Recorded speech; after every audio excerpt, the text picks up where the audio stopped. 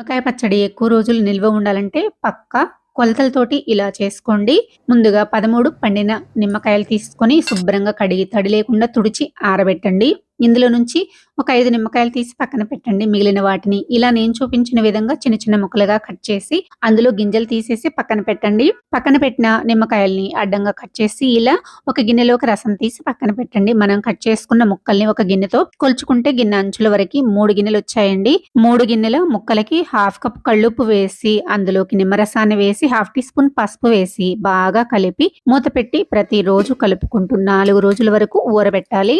4 రోజుల తర్వాత ఒకసారి కలిపి అందులోకి 1 స్పూన్ ఆవాలు, హాఫ్ స్పూన్ మెంతులు ఫ్రై చేసి పౌడర్ చేసి వేసుకొని హాఫ్ కప్ కారం వేసి బాగా కలుపుకున్న తర్వాత ఉప్పు చాలకపోతే అడ్జస్ట్ చేసుకొని కాచి చల్లార్చిన నూనెను 2 గరిటెలు వేసి బాగా కలుపుకొని గాజు సీసాలో స్టోర్ చేసుకోండి. నా వీడియో నచ్చితే లైక్ చేసి సబ్స్క్రైబ్ చేసుకోండి. Thanks for watching.